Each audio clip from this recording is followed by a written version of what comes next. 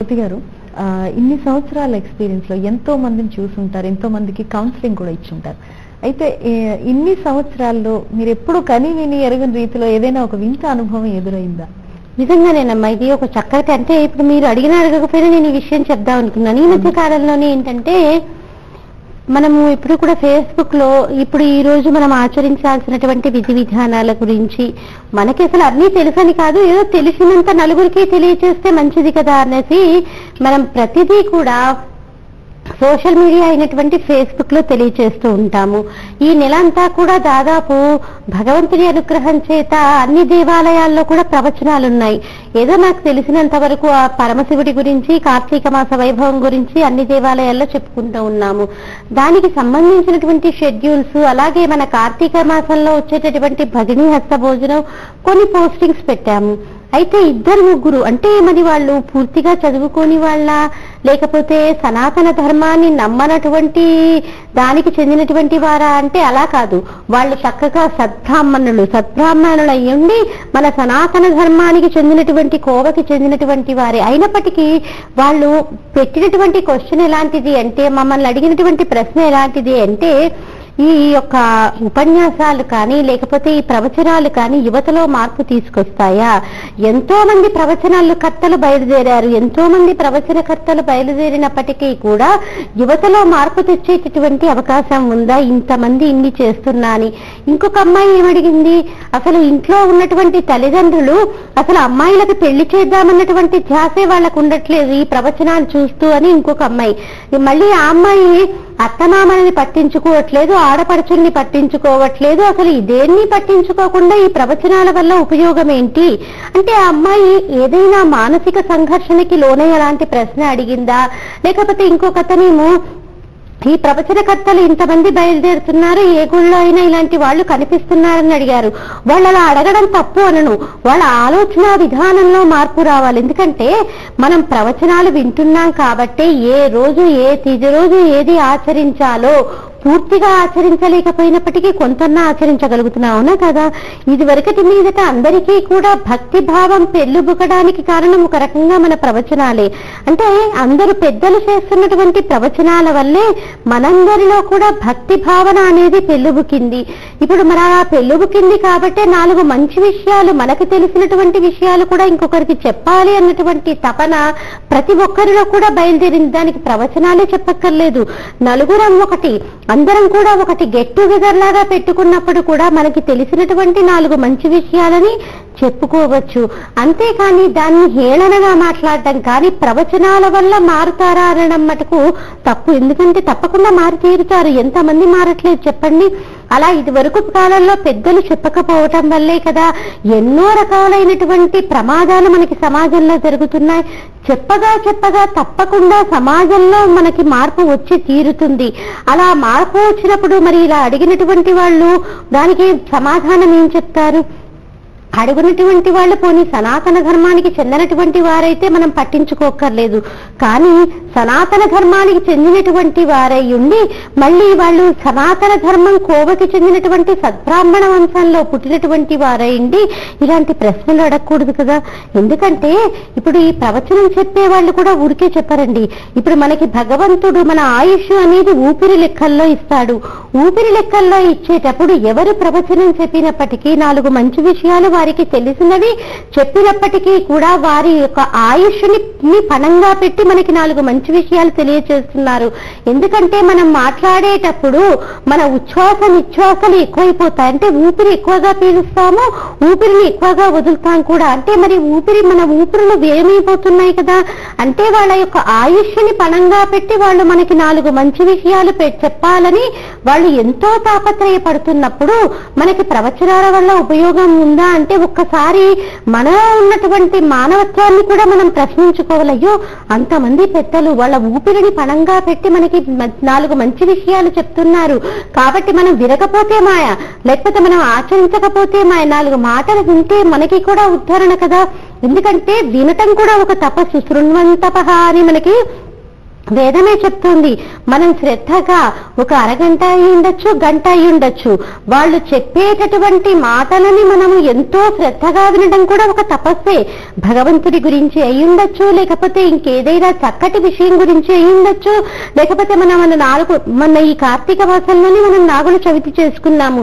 అసలు ఆ నాగుల చవితి ఎందుకు చేసుకుంటున్నాం అన్నటువంటి విషయం అయి ఉండొచ్చు. ఏ చిన్న విషయము మన ఉద్ధరణ కోసము, అంటే మన దేహంలో ఉన్నటువంటి జీవుడి ఉద్ధరణ కోసము, సమాజ ఉద్ధరణ కోసము పెద్దలైనటువంటి వారు వాళ్ళ ఊపిరిని పణంగా పెట్టి, అంటే ఒక రకంగా వాళ్ళ యొక్క ఆయుష్ని పణంగా పెట్టి మనకి బోధ చేస్తున్నప్పుడు ఇలాంటి పనికి మాలినటువంటి మాటలు మాట్లాడకుండా, అయ్యో వాళ్ళు మా ఉద్ధరణకి చేస్తున్నారు, చేతనైతే నీ చేయూతనివ్వాలి, అంతేకాని అసందర్భమైనటువంటి ప్రేలాపల్ని మాట్లాడకూడదు.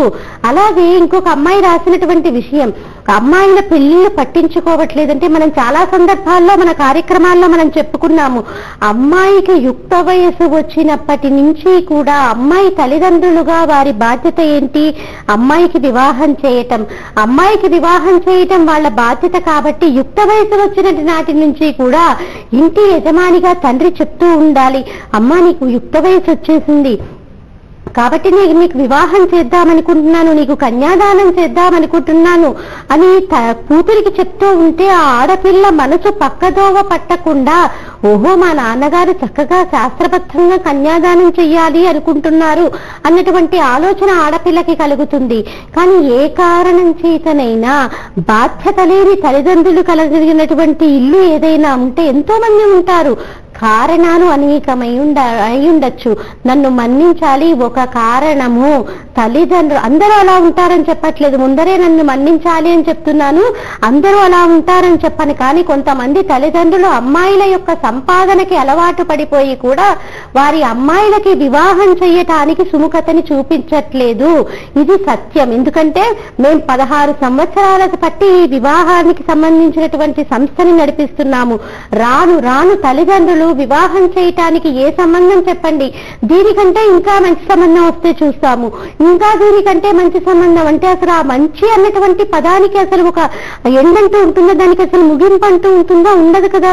అంటే ఒక రకంగా తల్లిదండ్రులు ఎవరైతే బాధ్యతారాహిత్యంగా, ఇతరత్రా కారణాల గురించి నేను మాట్లాడట్లేదు, బాధ్యతారాహిత్యంగా ఉండి వారి అమ్మాయికి పెళ్లి చేయటానికి సుముఖత చూపించట్లేదో వారందరికీ కూడా ఎంతటి మహాపాపాన్ని మనకి శాస్త్రం చెప్పిందంటే, తన కూతురు యొక్క ఋతుస్రావపు యొక్క రక్తాన్ని 3 దోసీళ్లు తాగినట్టుగా శాస్త్రం చెప్తోంది.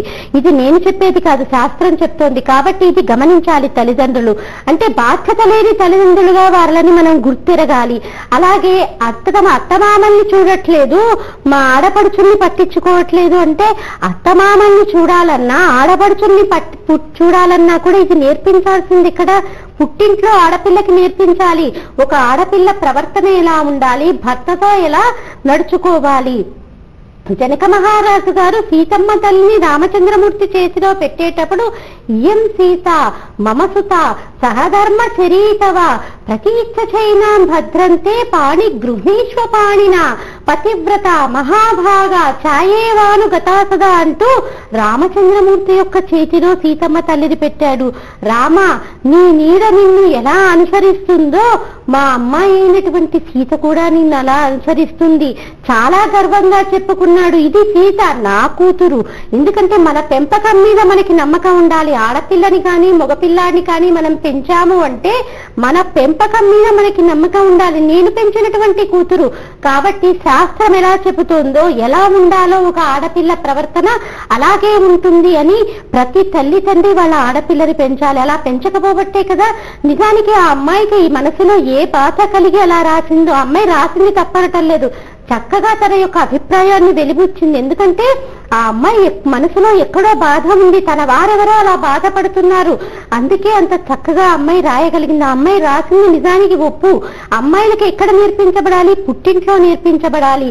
ఈ విషయాన్ని మనకి ఎవరు చెప్పారో వాళ్ళు వీళ్ళు కాదు చెప్పింది సీతమ్మ తల్లి. అయోధ్యకాండ చివరలో అనసూయమ్మకి చెప్తుంది.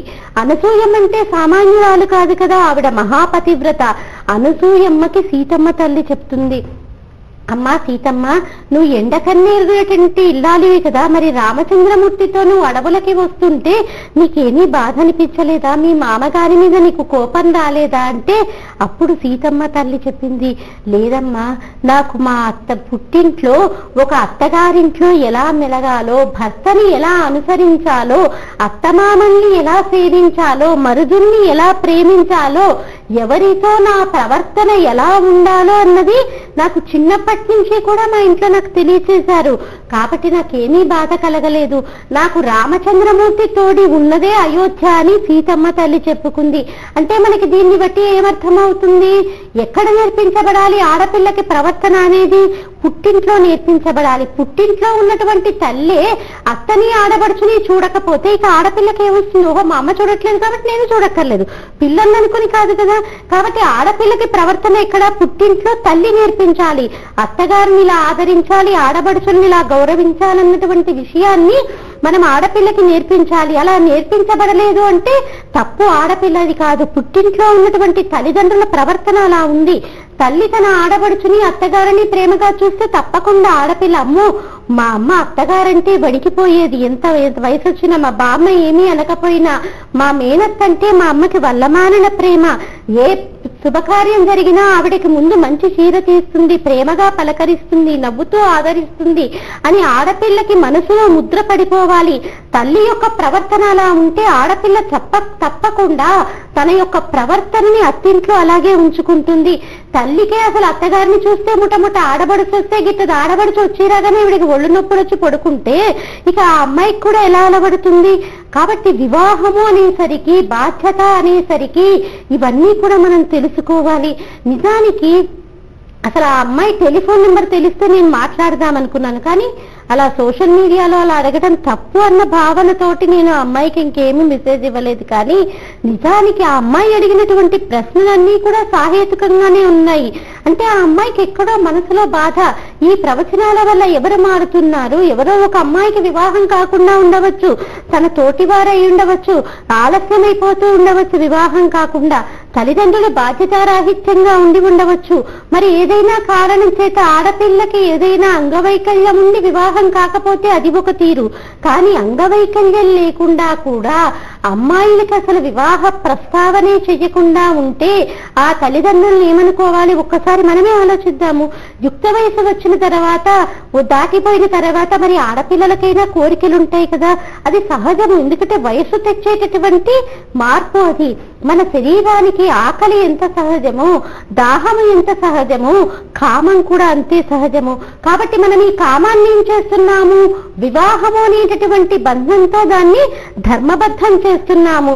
ధర్మబద్ధమైనటువంటి కామం చేత ఏంటి అర్థం ఏమొస్తుంది? అర్థము పిల్లలుగా వస్తున్నారంటే ధర్మబద్ధమైనటువంటి సంతానాన్ని వాళ్ళు పొందుతున్నారు. అదే ఏ కారణం చేతైనా బాధ్యత లేనటువంటి తల్లిదండ్రులు వివాహం చేయటానికి సిద్ధపడకపోతే, ఆడపిల్ల కనుక పొరపాటున తప్పు చేస్తే మరి దానికి బాధ్యత ఎవరు? పూర్తిగా బాధ్యత ఇంటి యజమానిది, అంటే తండ్రిదే ఆ బాధ్యత. నువ్వు బాధ్యత లేకుండా ఎందుకు ప్రవర్తించావు? నువ్వు బాధ్యత లేకుండా ప్రవర్తించబట్టే కదా ఆడపిల్ల తప్పు చేయటానికి సిద్ధపడింది. కాబట్టి ఇవన్నీ కూడా గమనించాలి. ఒక ఆడపిల్ల తప్పు చేసింది అంటే దానికి ప్రధాన కారణం ఇంటి యొక్క చుట్టుపక్కల ఉన్నటువంటి పరిసరాలే ఉంటాయి. వాళ్ళ తల్లిదండ్రుల యొక్క బాధ్యత రాహిత్యమై ఉండొచ్చు, లేకపోతే ప్రేమపూరితమైనటువంటి వాతావరణం ఉండి ఉండకపోవచ్చు. ఇలాంటివన్నీ కూడా దృష్టిలో పెట్టుకోవాలి. అంతేకాని ఒక ఆడపిల్ల తప్పు చేస్తే అమ్మాయిని నిందించటం కాదు, దానికి కారణాలను మనం అన్వేషించాలి. దానికి కన్నా తగినటువంటి మనం కారణాలని కనుక అన్వేషిస్తే అక్కడ తప్పు ఎక్కడ జరిగింది అన్నటువంటి విషయం మనకి అవగతమవుతుంది. కాబట్టి ఆ అమ్మాయి అడిగినటువంటి ప్రశ్నలకి ఒక 4 రోజుల క్రితమే జరిగింది. కాబట్టి నాకు కూడా ఏమనిపించిందంటే ఈ విషయాన్ని మనం నలుగురికి తెలియచేస్తే, అయ్యో కొంతమంది ఈ అమ్మాయి చాలా ధైర్యంగా మనకి ప్రశ్నలు వెలిబుచ్చింది. పాపం కొంతమంది మనసులో ఉన్నటువంటి బాధని పైకి చెప్పలేక అలా ఉండిపోయేటటువంటి వాళ్ళు ఉంటారు. దానికి సమాధానం దొరకక ఏం చెయ్యాలో పాలుపోక వాళ్ళు ఎటూ నిర్ణయించుకోలేనటువంటి పరిస్థితుల్లో ఉండి ఉంటారు. కాబట్టి మనము ఇలాంటి వారందరి కోసము కూడా ఏంటి ఇలాంటి చిన్న చిన్న కార్యక్రమాలని కనుక మనం పెడుతూ ఉంటే, అంటే వివాహానికి సంబంధించినటువంటి విషయాల గురించి, అసలు బాధ్యత గురించి కనుక మనం తెలియచేస్తూ ఉంటే ఏ వయసుకి జరగాల్సిన ముచ్చట ఆ వయసుకి జరగాలి అనేసి మనకి శాస్త్రం చెప్తోంది కదా. కాబట్టి ఆడపిల్లలకి కూడా వయసులో జరగాల్సినటువంటి ముచ్చట జరిగి తీరాలి. అప్పుడే వాళ్ళ యొక్క శరీరము ముందు ముందు జరిగేటటువంటి అనేక మార్పులకి తట్టుకోగలిగినటువంటి శక్తిని కలిగి ఉంటుంది. ఒక 32 ఏళ్ళు వచ్చిన తర్వాత అమ్మాయికి మనం వివాహం చేస్తే ఆ అమ్మాయి శరీరము మనసు కూడా తల్లి కావడానికి సహకరించాలి కదా. కాబట్టి ఇవన్నీ కూడా గమనించి శాస్త్రం ఏ రకంగా చెప్పిందో, మరీ చిన్నతనంలో 8 ఏళ్లకి పెళ్లి చేయమంటలేదు. యుక్త వయసు వచ్చినప్పటి నుంచి 21 సంవత్సరాల నుంచి 23 సంవత్సరాల లోపల మనం ఆడపిల్లకి పెళ్లి చేసేయాలి. అలా చేస్తే ఆ అమ్మాయి అత్తింట్లో కూడా పూర్తిగా సర్దుకుపోగలుగుతుంది, చక్కటి సంతానాన్ని ఆ అమ్మాయి పొందగలుగుతుందమ్మా. చాలా చక్కగా